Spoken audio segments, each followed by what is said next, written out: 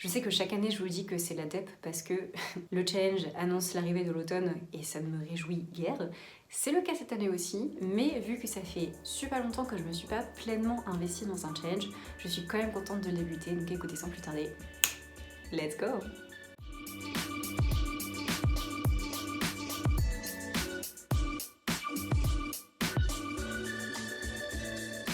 Bonjour à tous et bienvenue dans cette nouvelle vidéo. Aujourd'hui je vais vous présenter ma balle pour le Pumpkin Autumn Challenge. C'est un challenge comme depuis ces 8 dernières années qui est organisé par Guimauze de la chaîne Le Terrier de Guimauze, il me semble. Non mais si, je crois que c'est ça. Comme d'habitude, et je pense comme tout le monde sur l'internet, je vous mettrai bien évidemment sa vidéo de présentation en barre d'infos pour que vous puissiez comprendre et avoir tous les détails des catégories qui ont été créées. Moi je vous avoue que je vais pas m'éterniser 1000 ans puisque ce n'est pas le but de cette vidéo, mais comme chaque année elle fait une vidéo de présentation où elle explique ce pourquoi les catégories ont été créées concrètement. Écoutez, je vous propose qu'on commence directement par le premier menu qui s'appelle Automne frissonnant. La première catégorie s'appelle l'esprit et le corps en un instant séparés se retrouvent et s'épousent pour l'éternité. Wow. Les mots-clés de cette catégorie sont donc Halloween, fantôme, possession, exorcisme, insectes et comédie. C'est vrai que je vous l'ai pas précisé au préalable, mais tous les livres ne correspondent pas à 100% à tous les mots-clés. Je pense que c'est pas le but non plus de toute façon, puisque sinon ce serait très compliqué de trouver un truc vraiment précis.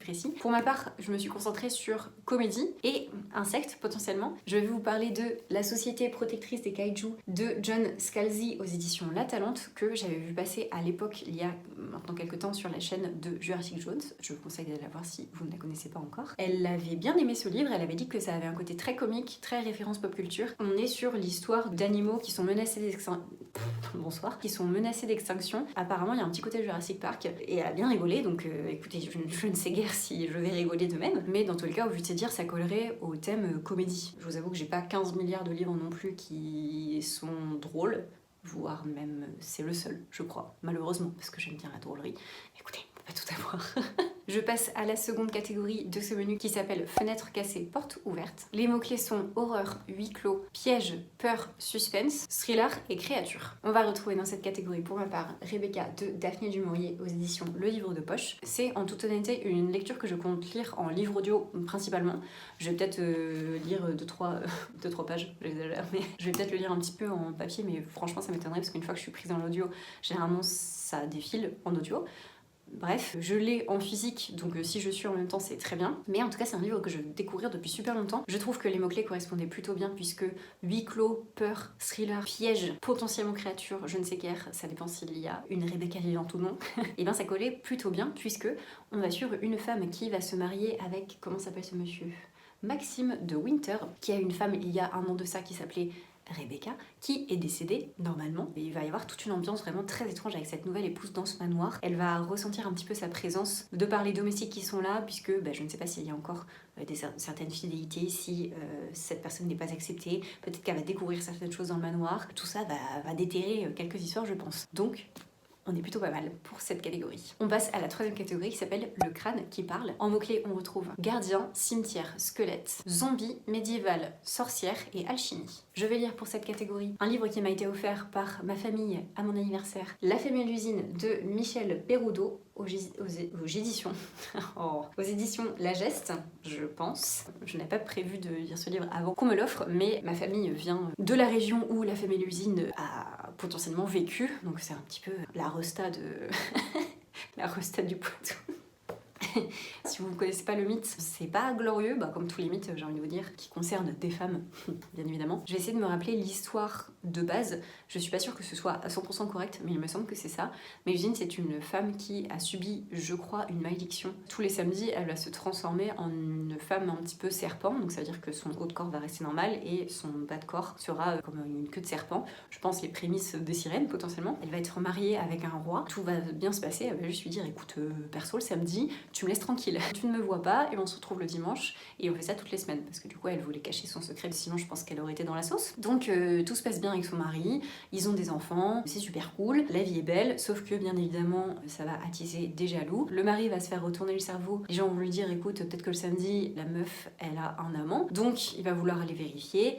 Le samedi, Mélusine va être dans son bain tranquille avec sa queue de serpent à vivre sa meilleure vie.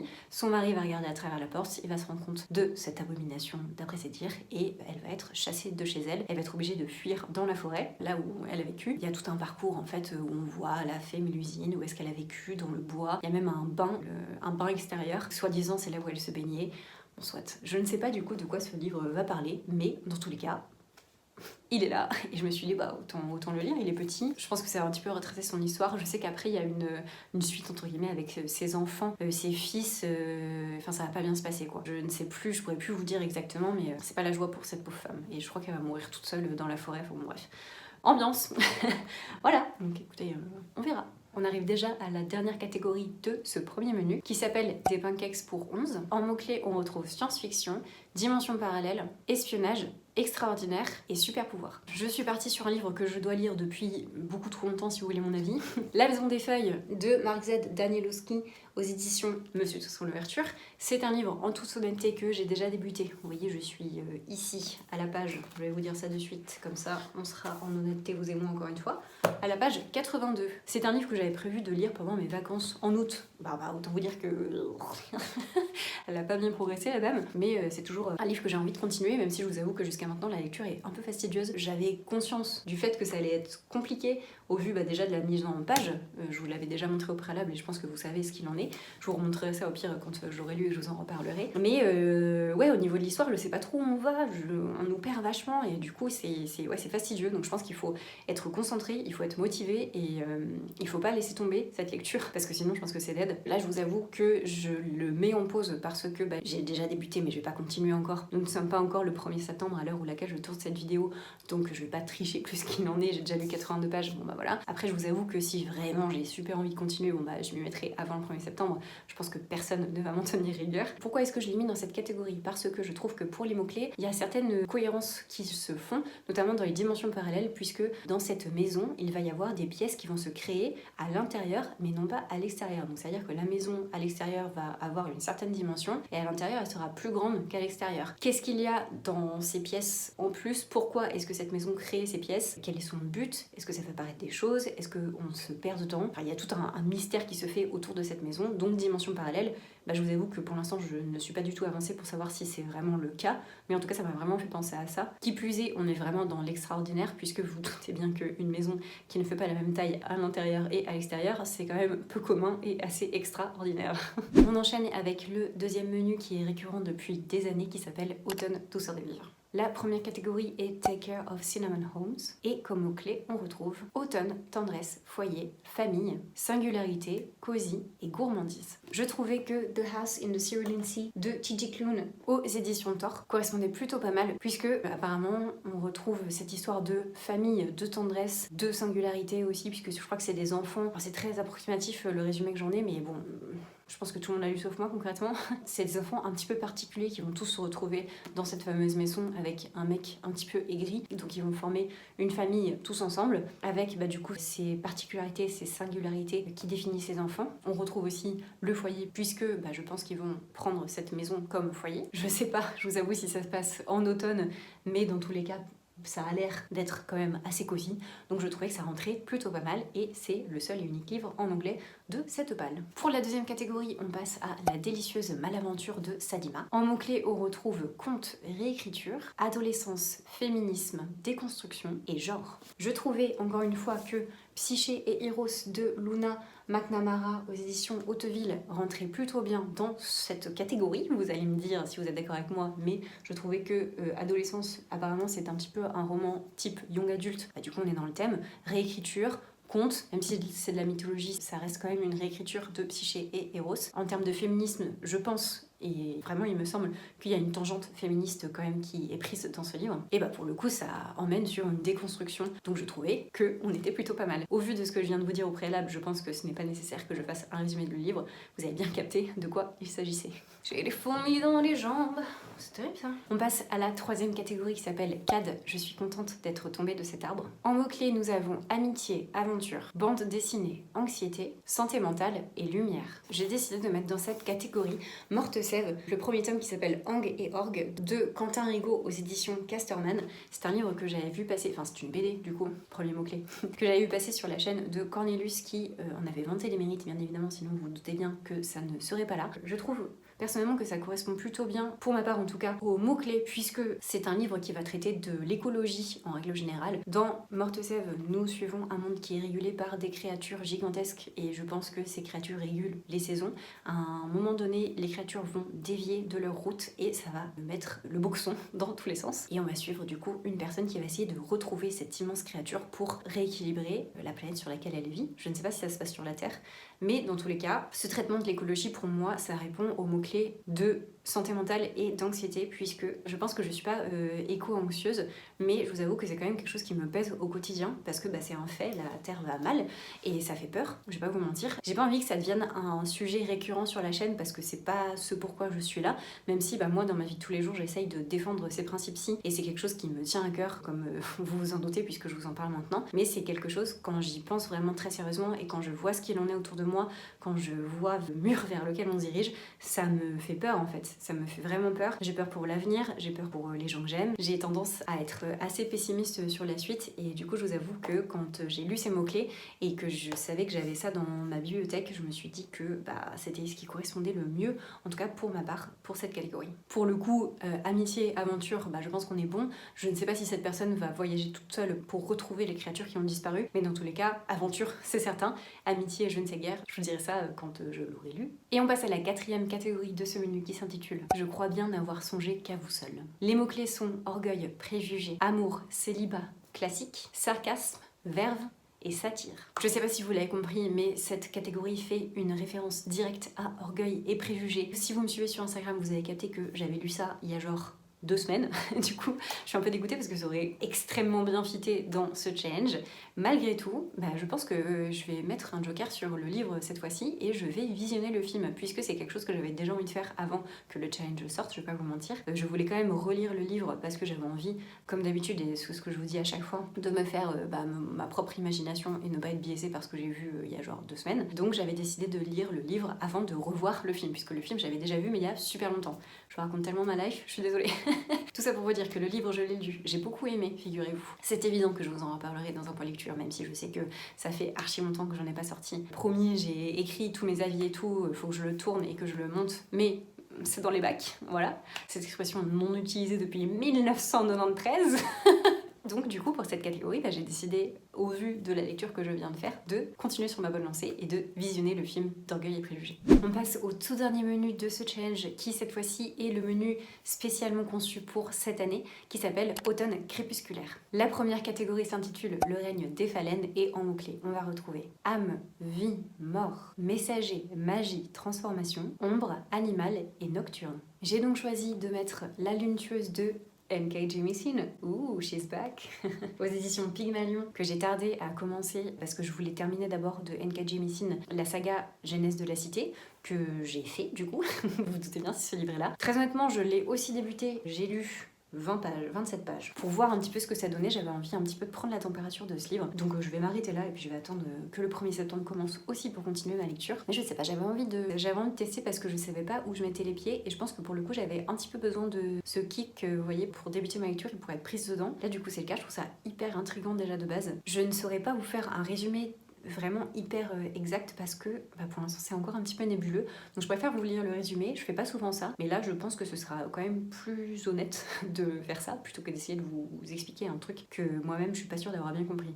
Dans l'ancienne cité-état de Goujaret, la paix est la seule loi. Sur les toits et parmi les ombres des rues pavées attendent les collecteurs, gardiens de cette paix. Serviteurs de la déesse des rêves, leur devoir est de récolter la magie de l'esprit endormi et de l'utiliser pour guérir, apaiser ou tuer ceux qui sont jugés corrompus. Mais lorsqu'une corruption éclate au sein du temple, Eheru, le plus célèbre des collecteurs, doit remettre en question tout ce qu'il sait.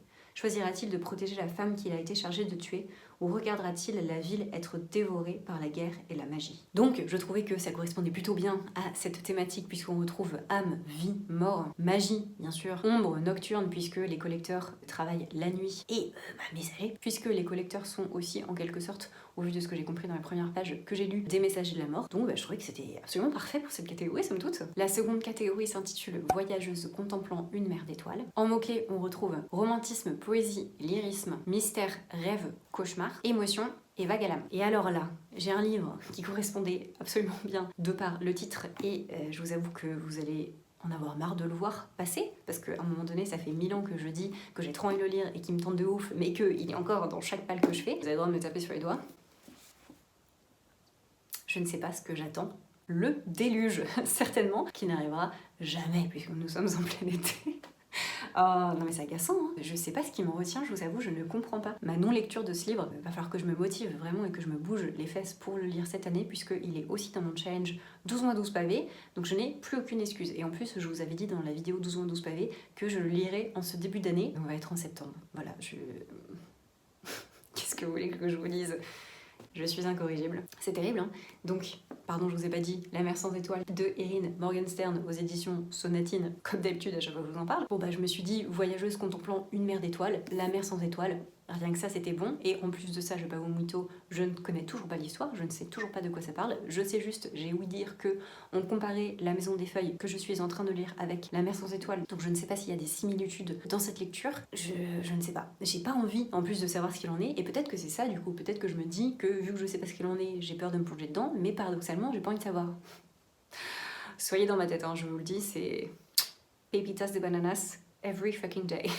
Une fois que je l'aurai lu, je pourrais vous dire si ça correspond au mot-clé ou pas. En tout cas, vague à l'âme, il y a des vagues. Voilà. Si je prends au sens propre, vague. Oh, c'est scandaleux. Je suis vraiment désolée, je peux pas vous en dire plus. Donc on va passer à la catégorie suivante. Elle s'intitule La chute de Lord Ailey. Comme mots-clés, on a ange, déchu, éthéré, prophétie, mémoire, roman choral, fleur, envoûtant et évanescent. Cette catégorie faisant référence à Diamant de Vincent Tassi, bah écoutez, je vais pas chercher très loin. Diamant de Vincent Tassi aux éditions Nemos. Ah voilà, qu'est-ce que vous voulez que je vous dise de plus? Encore une fois, c'est un livre que vous voyez passer sur la chaîne depuis bien trop longtemps aussi. Donc va falloir que je me bouge les fesses et que je lise au moins ces deux livres en priorité parce que c'est aussi un livre qui me tente beaucoup. D'ailleurs, je l'avais mis dans ma vidéo des livres qui me tentaient le plus cette année. Et bah c'est toujours le cas, figurez-vous. J'en ai lu quelques-uns, bien évidemment. Je n'ai pas tout lu parce qu'entre-temps, vous doutez bien que j'ai lu d'autres choses si il est encore là. Mais bah, j'espère le lire pour cette année et surtout pour ce challenge. Je ne vois pas pourquoi est-ce que je le repas, mais bon, on n'est pas à l'abri d'un changement de situation dans ma vie. Vous avez l'habitude maintenant. Ah oui, et pour le résumé, je suis désolée, je peux vous dire, mais j'en ai aussi aucune idée. Donc bah, on va s'arrêter là. Et on va passer à la suite et fin de ce challenge. La dernière catégorie de ce challenge s'intitule donc Le crépuscule des Shids, des Shides. J'ai oublié comment est-ce qu'elle l'avait prononcé, je suis désolée. En mots-clés, on a elfe, démon, crépuscule, mythologie, légende, petit peuple, fantaisie et nature. J'ai décidé d'inclure dans cette catégorie le livre le plus frais de ma palle. Il s'agit de Les larmes d'Asphodèle de Nora Lake aux éditions Hurlevent. Je me suis fait influencer largement par Julia de la chaîne Julia Lucilia. Bah déjà, elle m'a influencée de par les vidéos qu'elle faisait, elle n'arrêtait pas d'en parler et elle est venue me voir dans ma ville. Nous avons été à Gibert ensemble. Je suis repartie avec ce livre. Bon bah voilà, qu'est-ce que vous voulez? C'était le seul des éditions Hurlevent qui était disponible dans la librairie. On l'a vu ensemble, on a fait « Oh !» Et bien évidemment c'était celui-là, c'est celui en priorité que j'ai envie de lire pour découvrir les éditions Hurlevent parce que jusqu'à maintenant je n'ai encore jamais lu de livre venant de chez eux. Donc ce sera une découverte de l'autrice, de la maison d'édition et bah, du livre en soi. Obviously. Voilà, on remercie tous Julia pour m'avoir fait acheter ce livre. Après, je lui en veux pas parce que c'est un livre que je comptais prendre de toute façon, quoi qu'il arrive. C'est juste que là, c'était un petit peu l'occasion qui faisait le lardon, vous voyez. Pour l'histoire, je vous l'avais déjà lu dans ma précédente vidéo, donc je vais éviter de revenir dessus 1000 ans. Ça va être une réécriture du mythe d'Eurydice et d'Orphée. Côté Eurydice, pour le coup, je trouvais que ça correspondait plutôt bien parce que déjà, il y avait le mot mythologie. Bon bah, rien que ce mot-là, on est bon. Je vous avoue que j'ai pas cherché non plus outre mesure parce que c'est aussi un livre que j'ai envie de lire et bah, le but, c'est aussi qu'on inclut des livres qui nous tentent et je trouvais que c'était parfait. Voilà, je vais pas le justifier plus que ça. Ce livre est dans cette catégorie et je pense que ça correspond plutôt bien malgré tout. J'en ai terminé avec la présentation de cette palle pour le Pumpkin Autumn Challenge. Encore une fois, je remercie Guimos pour l'organisation de ce challenge que je trouve super vraiment tous les ans. Je pense que c'est le challenge préféré de beaucoup de monde et moi perso c'est un challenge qui me motive et dont j'éprouve un fort engouement chaque année. Donc trop cool. J'espère que cette vidéo vous a plu, que vous avez potentiellement pu piocher quelques idées dans ma palle. Si vous ne savez pas encore qu'est-ce que vous allez mettre dans vos petites catégories ou alors si vous ne vouliez pas participer au challenge, bah, peut-être que c'est l'occasion aussi pour vous de débuter. Quoi qu'il en soit, si vous voulez participer au challenge, vous n'êtes absolument pas obligé de compléter l'entièreté des catégories, pas du tout. Vous avez plusieurs échelons qui vous sont proposés, donc n'hésitez pas à aller voir la vidéo de Guimauze qui vous expliquera tout ça. Et puis bah écoutez, moi je n'ai plus qu'à vous souhaiter de très bonnes lectures et on se dit à très bientôt dans une prochaine vidéo. Bisous!